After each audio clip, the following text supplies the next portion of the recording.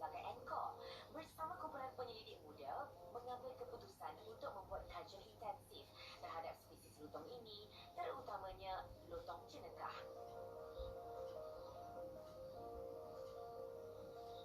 Dengan kerjasama Jabatan Perhutanan Negeri Johor dan Jabatan Perkhidmatan Malaysia, Hutan Taman Negeri Air Hitam Hutan 200 tahun yang lalu, dan masih lagi kurang data dan maklumat yang ada, sehingga kan belum sempat kita memahami spesies lutong cenekah ini.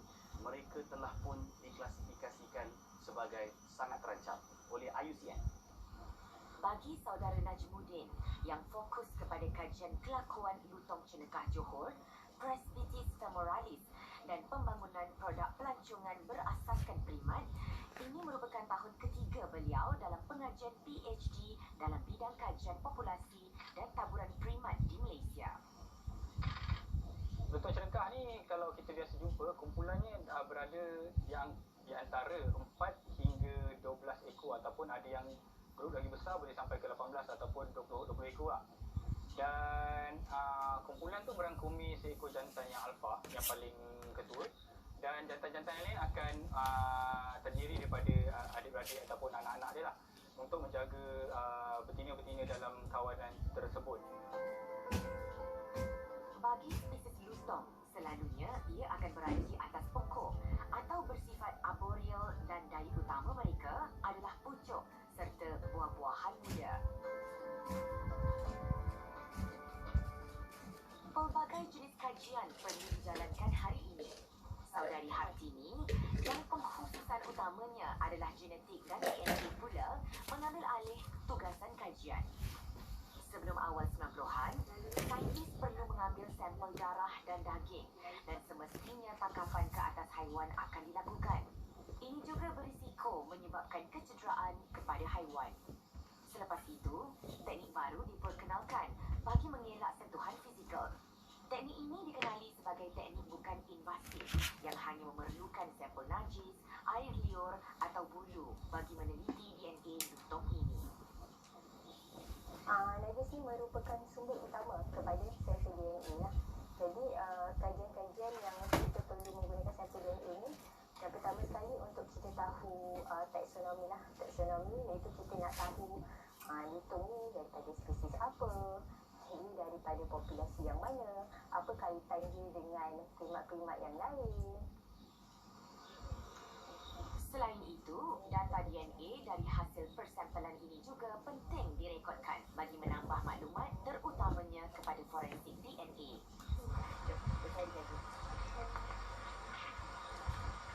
Selalunya macam pasukan kami, kita akan berada di lapangan mungkin dalam 5 hingga 6 hari berdasarkan maklumat yang kita terima ataupun kawasan-kawasan yang kita tinjau lah. Jadi kita akan pergi bersama, saya selalunya akan bawa pasukan-pasukan saya lah, semua pelajar saya dalam 8-10 orang. Kita akan pergi sekali, kita akan masuk dan kita akan buat tinjauan. Kalau macam yang buat kelakuan akan buat pemerhatian, kalau yang buat kajian pemakanan akan tengok pokok apa yang dia makan, kutip sampel daun, sampel buah. Yang buat kajian DNA macam Hartini, dia akan cuba cari najis-najis haiwan, dia akan cuba dapatkan sampel untuk dibawa balik ke makmal. Jadi bila sampai ke makmal, barulah dia akan buat analisis selanjutnya.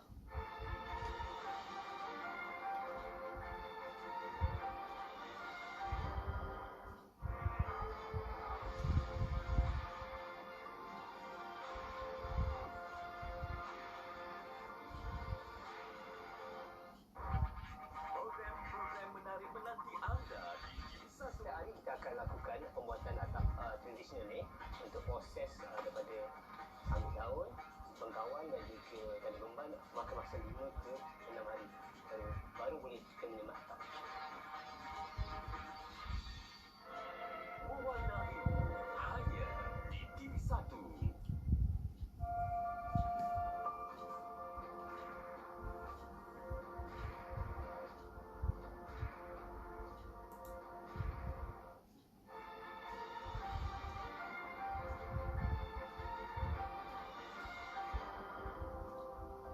Kajian berterus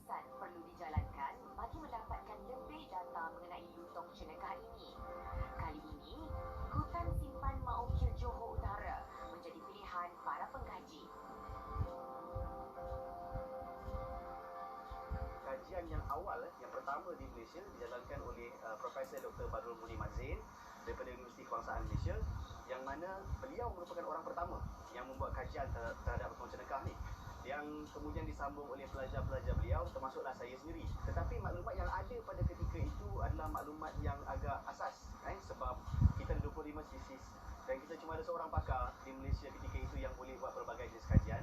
Jadi tentu lotong cenekah di Johor ini kurang mendapat sambutan sedikit. Jadi bermula sejak 2015 kita mulakan kajian yang intensif sehingga hari ini kajian tu masih lagi berterusan dan berlanjutan lah, daripada semua pelajar-pelajar saya dan juga rakan-rakan pendidikan saya sama ada di UTHM ataupun di universiti luar. Dan setakat hari ini alhamdulillah kita dah berjaya untuk mengenal pasti kelakuan harian mereka.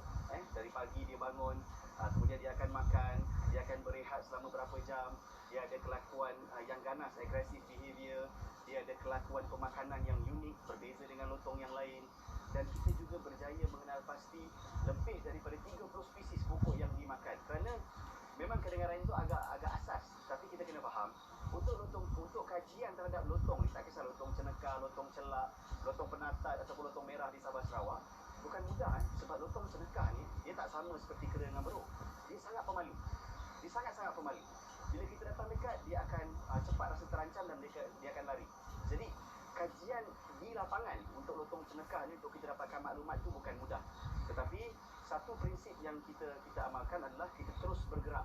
Kita tak berhenti, kita terus bergerak, dan alhamdulillah daripada 2015 sehingga hari ini kita dah kenal pasti beberapa lokasi-lokasi taburan lotong cenekah yang ada di Johor, terutamanya di kawasan-kawasan hutan simpan, di kawasan taman negara dan juga di kawasan di luar taman negara dan hutan simpan, iaitu di pinggir-pinggir hutan di kawasan kampung lah. Berdasarkan rekod, negeri Johor diliputi 21% kawasan hutan dan 17% atau 335,000 hektar diwartakan sebagai hutan simpan kekal di bawah Akta Perhutanan Negara, atau bagi negeri Johor ia disebut Enakmen Perhutanan Negara 1988. Jabatan Hutan telah merancang ataupun sedang usul pertama sekali kita cuba mengekalkan kawasan hutan kekal yang sedia ada. Saya ada maklum tadi, sehingga kini kita mempunyai lebih kurang 330,000 hektar 330,000 hektar kawasan diwartakan sebagai hutan secara kekal. Dan kita rasa memang ada keperluan untuk meningkatkan kawasan hutan kekal ini. Itu selaras dengan komitmen negara Malaysia di peringkat antarabangsa bahawa Malaysia akan mengekalkan sekurang-kurangnya 50% pada tanah negara ini diliputi oleh hutan dan juga pokok-pokok. Jadi kita tengok tadi kawasan untuk di Johor ni, kawasan liputan hutan lebih kurang 24%, hutan kekal 7%. Jadi memang ada keperluan untuk kita meningkatkan. Dan kita pun, jabatan pun telah mengendapasi beberapa kawasan untuk kita cadangkan kepada kerajaan negeri untuk diwartakan sebagai hutan kekal. Dan proses telah berlaku, insyaAllah kita akan cuba tingkatkan sehingga sekiranya boleh sehingga 25% atau separuh daripada matlamat ditetapkan oleh peringkat kerajaan Malaysia bersebab persetujuan. Hidayah Haris juga calon PhD dalam bidang biodiversiti dan konservasi. Penyelidikan semasa beliau memfokuskan kepada genom landscape mamalia besar di Malaysia. Minatnya pada pembelajaran bukan sahaja berkaitan dengan biologi molekul, tetapi termasuk primatologi yang memberi tumpuan kepada ekologi pemakanan dan analisis fitokimia diet mereka. Kalau dari segi pemakanan, di antara kumpulan lutung seperti lutung cenekah dan kumpulan primat lain di Malaysia, contohnya kumpulan kera dan beruk, kita boleh lihat kumpulan seperti kera dan beruk ni mereka boleh memakan dan menghadam makanan-makanan dari sumber lain, contohnya seperti haiwan lain seperti serangga dan ketam. Manakala lutung cenekah mereka hanya boleh menghadam makanan dari sumber tumbuh-tumbuhan seperti daun-daun dan juga buah-buahan. Itulah yang membezakan kumpulan lutung dan juga kumpulan primat lain.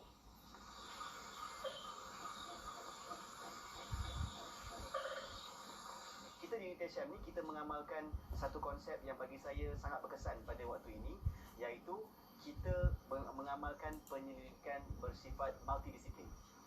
Maksudnya bukan saya seorang. Sebab saya tahu saya tak mampu.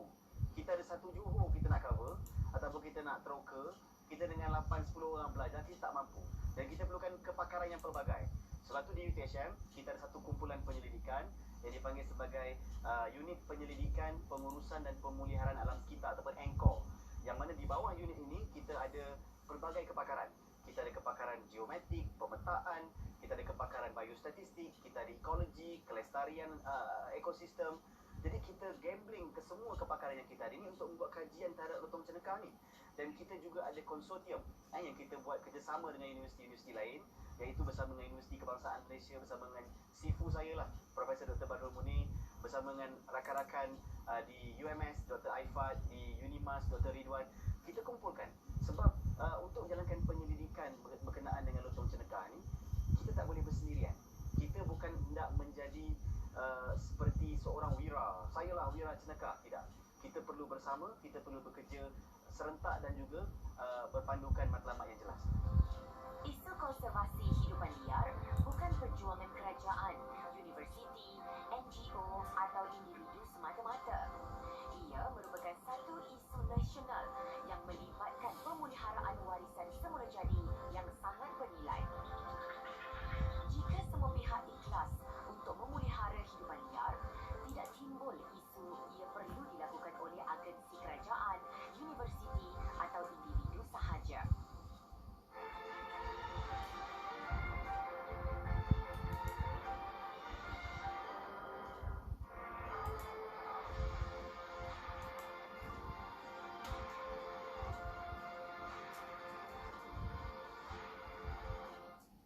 Menarik dalam slot Q1. Bakat mini ataupun bahasa mudahnya atlet junior ataupun protege kepada atlet senior bakal diketengahkan. Saingan dalam bidang sukan khususnya yang mereka minat. Dalam rancangan ini, mereka akan ditemukan dengan jago dalam bidang sukan masing-masing. Sebanyak 13 pelapis muda dan 13 jago sukan di seluruh Malaysia akan dipaparkan dalam acara ini. Kalau nak tahu sukan apa untuk episod kali ini, jom! Dewa Air Kisah.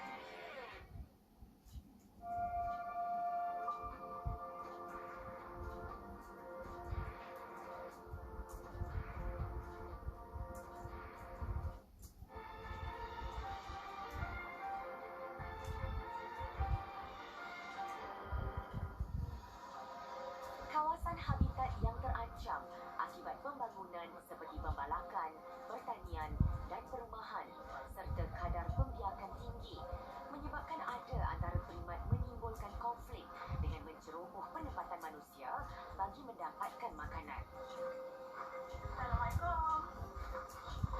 Jadi, proses survey adalah sangat penting bagi mendapatkan maklumat yang tepat selain dapat juga memberi kesedaran kepada penduduk tempatan untuk mengenal pasti monyet, kera dan lutong merupakan spesies yang berbeza. Tidak semuanya bersifat pemusnah. Kak, kat sana nampak tak lutong kat kawasan ni? Adalah juga dalam 2 jenis macam tu. Kalau akak tengok gambar ni, kita ada lutong cenekah. Lutong cenekah ni dia warna hitam, ekor dia panjang. Dia punya warna putih kat mata dia sikit je. Putih dia boleh nampak dia jauh. Kalau lutong cenekah, dia punya putih tu nampak sikit je. Akak rasa lutong yang mana? Yang ini pun ada, yang ni pun ada. Dua-dua lutong kat sana nampak. Kalau kita tengok yang gambar yang lain cenekah. Macam ni lagi jelas nampak kan? Kalau setiap kali saya nampak, dia tak mengganggu pun. Dia dekat atas pokok tu je. So dia tak turun ke bawah. Dia tak turun ke tak bawah, ada macam- kacau orang tu tak ada. Tak ada macam dalam gambar ni lah. Dekat atas pokok je. Kau nampak tak kalau orang memburu ke ataupun ambil anak dia, kan ada tak? Setakat tak ada pula nampak orang tangkap dia, buru dia tu tak ada. Itu amalan kebiasaan saya. Kita akan, kalau sampai ke tempat baru, kita akan berjumpa dengan orang kampung dan kita akan cuba tanya, pernah nampak tak lotong cenekah? Kalau pernah nampak, berapa ekor, di mana? Dan saya suka satu perkara, saya suka dapatkan pandangan mereka berkenaan dengan konflik. Saya nak tahu sama ada lotong cenekah ni dia ada konflik ke tak? Kebiasaannya, penduduk kampung lebih mudah untuk terserempak dengan haiwan ini. Dan bagi yang tidak berilmu, sudah tentu akan menganggap primat sebagai ancaman. Perkataan konflik ini subjektif. Sama ada betul konflik ataupun tidak subjektif. Tapi berdasarkan pemerhatian kita, lotong cenekah ni jarang sangat menjadi konflik. Selalunya adalah kera. Kenapa kera menjadi konflik? Sebab utamanya adalah kera ni sebenarnya adalah satu spesies primat antara yang paling berjaya dalam dunia. Taburannya seluruh Asia, termasuk beberapa kawasan-kawasan yang lain. Kenapa kera ni begitu boleh berjaya? Sebab dia boleh beradaptasi dari segi pemakanan. Kalau kita tengok, masalah selalunya berlaku kat kera ni bila dia cuba dapatkan makanan. Bila ada kawasan pengurusan sampah yang tak terurus, dia akan datang, dia akan ambil makanan, makan. Masalahnya apa? Masalahnya makanan yang datang daripada manusia ni, sisa nasi ke, sisa lauk ayam ataupun roti dan sebagainya, biskut, kalorinya tinggi. Jadi haiwan seperti kera, dia suka makan makanan yang kalori tinggi supaya dia tak perlu banyak bergerak. Dia lebih boleh menjimatkan tenaga daripada dia perlu panjat pokok ke pokok, cari buah, cari daun yang boleh dimakan. Sebab kera ni dia punya pemakanannya begitu luas. Cendawan, telur, buah, daun. Dia boleh makan ketam, dia boleh menyelam dalam air, dia boleh melompat, dia boleh berlari atas tanah. Sifat ni tak ada pada semua haiwan. Lotong cenekah jarang boleh berjalan atas tanah sebab dia arboreal ataupun spesies yang hidup atas pokok. Untuk makluman, dalam kumpulan primat ni kita juga fokus pada spesies yang dipanggil lotong, especially lotong cenekah, yang mana dia ni kalau nak kira kan dia sangat terancam dah, dan bilangan dia pun kurang daripada 500 ekor dalam seluruh Malaysia ni, dan banyak terdapat populasi ni di Johor. Itu pun saya ingat lebih kurang 300-400 ekor sajalah. Kemudian kita ada juga dapat satu penemuan baru di Tasik Chini, tapi tak banyak, antara 30 ke 40 ekor sahaja. Dan inilah satu-satunya populasi yang masih ada lagi di seluruh Malaysia.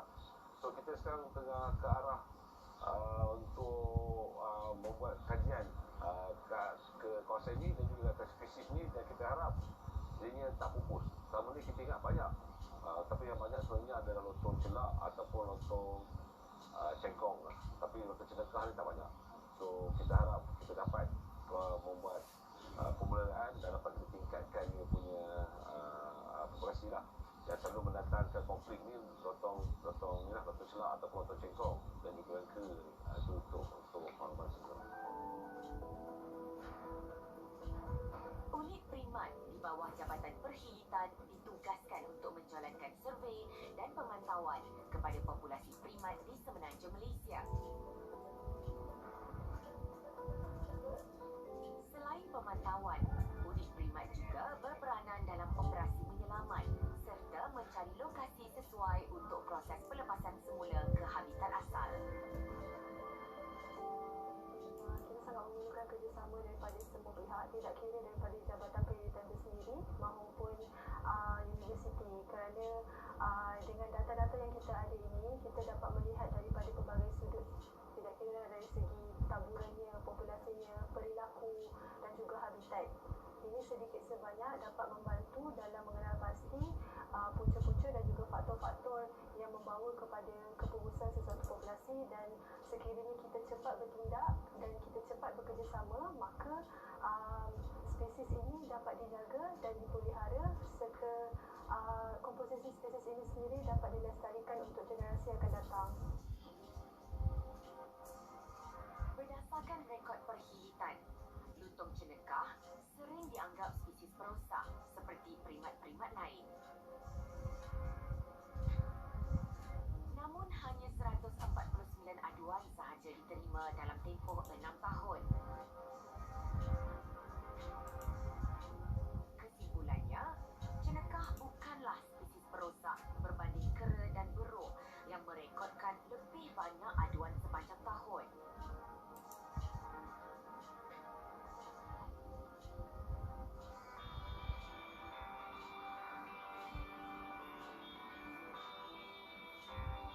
Setelah berminggu di lapangan, tibalah masanya bagi para penyelidik menjalankan proses seterusnya, iaitu dengan menguji sampel-sampel yang dikutip tempoh hari. Kalau kita tengok, kita berada di sini di Makmal Evolusi dan juga Genomik di bawah Fakulti Sains Gunaan Teknologi Tesian Pagoh, yang mana kita ada alatan-alatan yang cukup lengkap untuk daripada proses kita mengekstrak DNA, kemudian kita boleh buat PCR ataupun kita membuat amplifikasi dan juga penjujukan DNA berdasarkan teknologi yang terkini lah, iaitu next generation sequencing. yang mana memang kita gunakan alatan-alatan ini untuk kita melatih pelajar-pelajar kita supaya mereka mempunyai kepakaran bukan hanya di lapangan tapi juga di makmal. Kerana data ini sangat penting. Kerana data yang dihasilkan di makmal ini jumlahnya, saiznya dan aplikasinya sangat-sangat tinggi. Sebagai contoh, salah seorang pelajar saya yang membuat kajian tentang pemakanan, selain daripada boleh melihat di lapangan, kita boleh menggunakan najis haiwan tadi ataupun najis lutung cenekah ini, dan kita boleh mengenal pasti DNA tumbuhan yang ada dalam najis tu. Jadi kalau kaedah konvensional, kita kena pergi ke lapangan, kita kena tengok dia makan apa pagi, petang, siang, malam, berjam, beratus-ratus jam. Tapi menggunakan teknik DNA, pengecaman berdasarkan DNA kloroplast pokok tu tadi, kita boleh kenal pasti pokok apa yang ada dalam najis ni. Itu contoh yang pertama. Ada banyak lagi aplikasi yang kita boleh gunakan berdasarkan teknologi yang ada di makmal ini. Penggunaan alatan canggih dan terkini Makmal Evolusi dan Genomik Fakulti Sains Gunaan dan Teknologi di sini mampu menjadikan kajian lebih komprehensif. Kajian DNA dan genom lebih mudah dijalankan dan hasilnya lebih tepat. Para pengkaji kini berupaya menerbitkan makalah dan jurnal dalam masa yang singkat.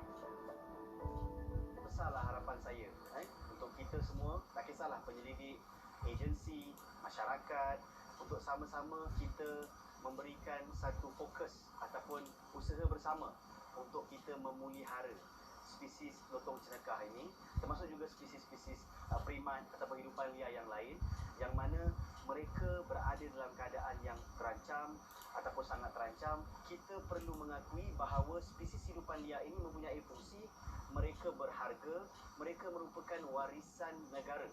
Itulah yang boleh kita wariskan kepada anak cucu kita, dan kita harus pastikan bermula hari ini kita bersama-sama selangkah bersama dengan satu matlamat yang jelas untuk memelihara spesies hidupan liar ini dan memastikan spesies ini boleh terus hidup dalam habitat mereka tanpa gangguan dan ancaman.